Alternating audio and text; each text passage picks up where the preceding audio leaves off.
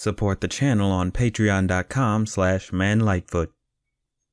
Hey y'all, just wanted to test something out for the channel. This is a trailer react to the newest King of the Hill trailer they recently dropped. I know I don't cover King of the Hill on this channel, and some weirdos probably thinking I'm encroaching on Johnny Two Cello's territory.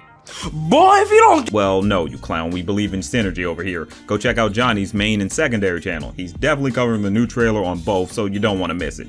But cross promo aside for a sec, I have been a major fan of King of the Hill since I was a kid. Its more grounded tone was something I appreciated alongside the chaos of Simpsons and Family Guy. Yes, I watched adult animations when my parents weren't looking. I guarantee you nobody in my audience can't say the same. But yeah, King of the Hill was a special series for me, and this revival honestly has me a bit hyped. So here's a reaction I did on stream for the trailer. Full transparency, I did give a full watch beforehand, but I do go over my thoughts in detail in this stream. Also, this is an edited version. The full uncut version along with the full stream is going to be on my Man of Thousand Streams channel, where I also give my thoughts on the new season 2 premiere of Panty and Stocking. But no more dally-dillying, on to the King of the Hill.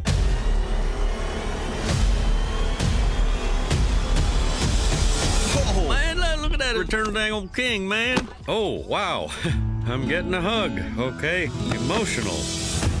It's been hard with you and Peggy gone, Hank. I might have let myself go a little. The world has changed, Dad. I don't know how to kick Oh yeah, I wanted to show up. Yeah, bruh. Bill, man. My guy. What happened to the boy? Y'all should not have left this man alone, like. Damn! World has changed, Dad. I don't know how to kick someone's ass over Zoom, but I'll figure it out. Huh. Okay.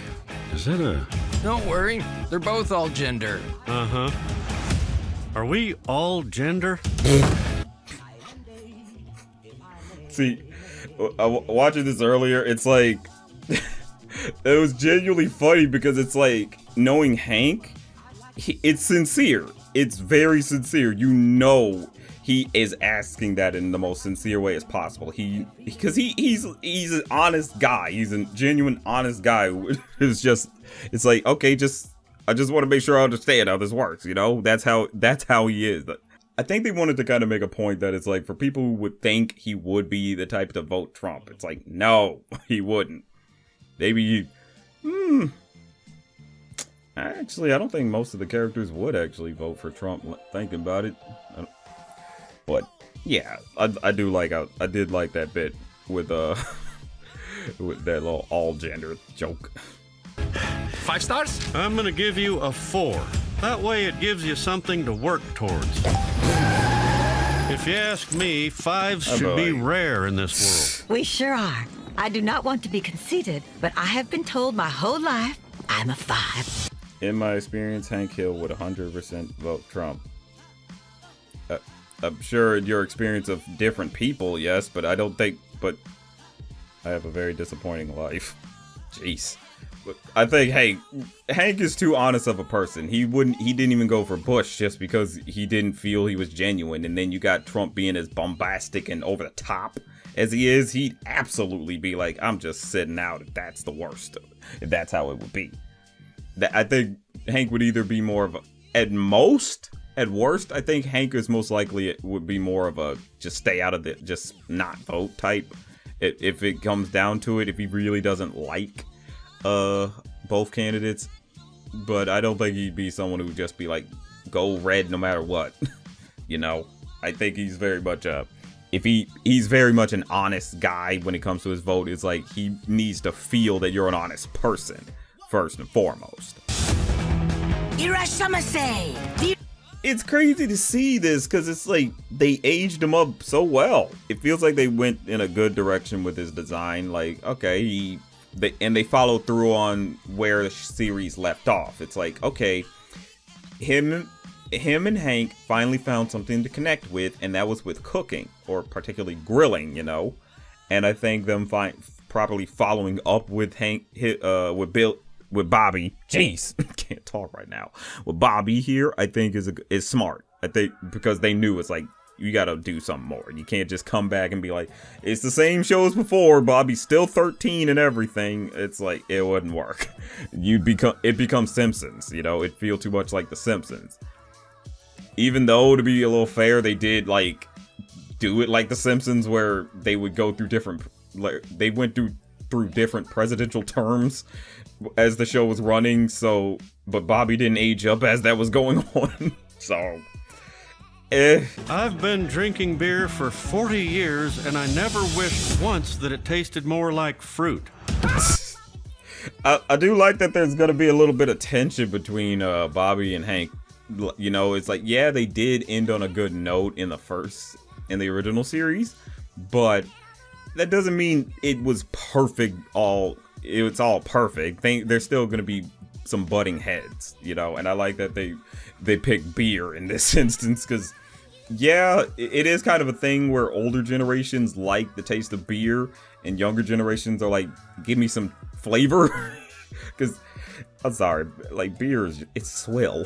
It just tastes like swill. It's not even supposed to taste good. It's just there to get you drunk. Damn! Bobby wants to bring that new girl over for dinner. The vegan? What the hell am I supposed to feed her? Can't we just put some grass in a bowl? Jeez. I cannot believe they're allowing it to happen openly in the streets.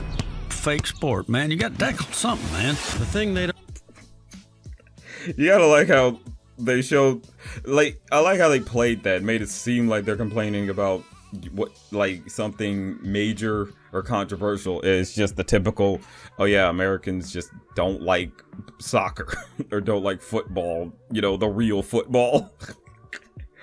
I'm like, yeah, that's exactly how it would be if they saw, because yeah, in this day and age, more people find you know, football more, like, original football more compelling than like American football. It's just how it goes. I do like how they age these characters. Don't tell you about retirement is there's so much time to fill. Honey, you do not need to get up at the crack of dawn every morning. Peggy, I didn't retire to sleep. I'm not gonna fake it. Hey, low-key, get Peggy a dumpy. Not need to get up at the crack of dawn. I'm sorry, they gave her a dumpy. What the fuck? It's Bobby. Yellow, honey. So glad you called. Oh no. Are you eating something? Let me hang up and call back. I mean, you don't get the message then that he butt dialed his parents while making out. Like, goddamn. How you gonna get it, then butt dial your parents, man? Man, I'm excited to see this. I know, look, some people get mad at like reboots and all that. And like, I've said this when I was covering Phineas and Ferb. It's fine to bring these things back as long as you do something different. You know, like, you can't just be, oh, it's exactly like it was, it never left. It can't, you know, it shouldn't feel like that. It should feel like you up the ante. You put us in a different situation than we would see these characters, you know? How do you feel about the animation of the trailer? I think the animation is pretty good, honestly. It felt a little weird in these few clips that I saw that they released. It was like the one where they were in a museum. It's different from what we had. I'll say that much. But it's not bad. We're never gonna get back to how we had the original series, but I think with what we got here, it still works really well. It's like, it's nothing overly spectacular, but I think it's still really good and works. The biggest thing is how they play up those jokes. I mean, the way Dale like straight up smacked the shit out of Hank. I thought that moved pretty well. So, you know, and also, you know, a bit of a good sound design can go a long way. We could be a little real about that. It does suck because it's like, with this revival coming in, they were already going in with Lucky, and you had Luann and Lucky, who both their voice actors, like Brittany Murphy and Tom Petty, passed away. Also, Jonathan Joss. Jeez, right, Jonathan Joss, and he was murdered. Yeah, so we're losing Redcorn. We lost Redcorn too. I think he recorded lines. Yeah, I think he actually recorded, so he finished. But if they come back, I think they got renewed for another season. But yeah, Jonathan Joss sadly was murdered in a homophobic attack. Fucking just human pieces of filth. I'm wondering they'll pay a tribute proper. They might. it might be an after credits thing, especially with Jonathan Joss, because he was recent, literally. Like, it was either like, oh, it's been a month. Yeah, it's only been a month. But this trailer, I do like where they take everything. I'm enjoying how it's playing out so far, but it's the question mark of I want to see a full episode, man. Like it. Old life, I'm a 5. That one, Loki, is like, you could look at that as positive. That joke, Loki, you could look at it as positive or negative when it comes to Peggy. It's like she's been told she's a 5. It's like, I think it's gonna be It's gonna be fun. I'm excited to see where they take this. Like, I know, of course, they're gonna be tackling like a bunch of the modern day sensibility things. They kind of have to, but I mean, it makes sense. It's King of the Hill. They've always tackled that type of stuff. So, but them doing it from the angle of them being older adds an interesting layer to it. With this, I know they added a new layer of plot to them, is that the Hills have been gone, you know, like we see in the trailer. They're returning to Arlen after so long. The way they describe what the synopsis I think read for it was, Hank worked on an oil rig for Saudi Arabia, a pipeline or so, you know, like I think he got on commission with Strickland, or from Strickland.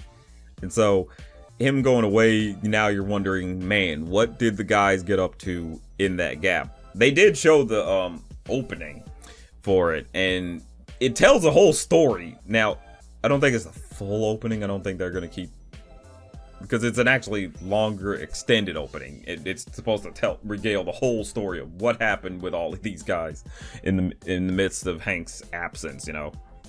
The opening made me think Bill died of COVID. I think they do. It's like, we can't get rid of Bill.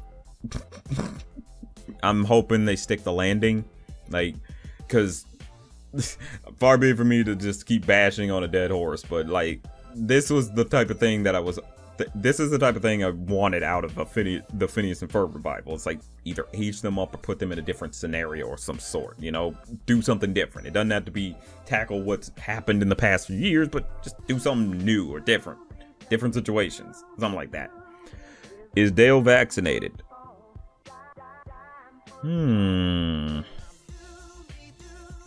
Would he be an anti-vaxxer? I don't know. I feel like he might be, yeah, but, or maybe not, because it's like, he probably would have gotten something by now. But then again, he's probably surrounded by everybody else who's vaccinated, that it's like, he's not likely to catch anything just yet. But I don't know. That is an interesting question, chat, to ask. Is Dale vaccinated? It's interesting to have Bobby.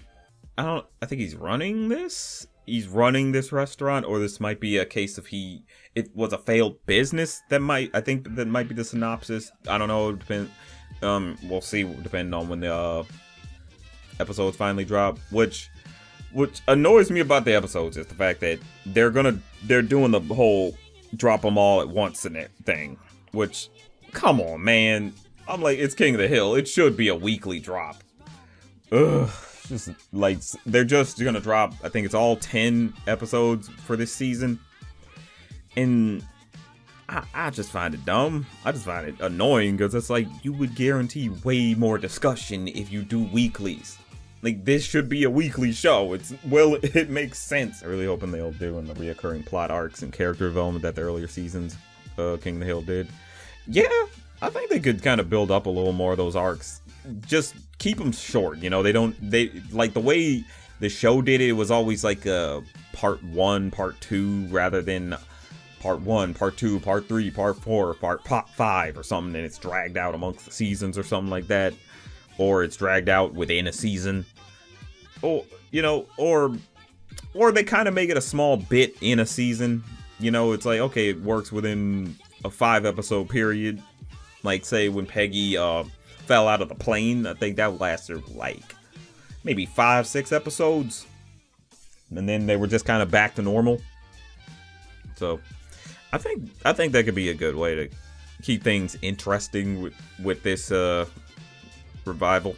Yeah, what are y'all thinking of it so far? What are y'all excited about? What do y'all expect to see from this new King of the Hill. I don't know, I was a little skeptical going into it, but with everything I've been seeing of it so far, it's like it genuinely has a feel of they're gonna put their all into this. They're gonna put their pussy into this shit. What? Enough King of the Hill talk. I'm excited to see it. I might get some more thoughts when it actually drops, but for now, I'm excited to see this, you know.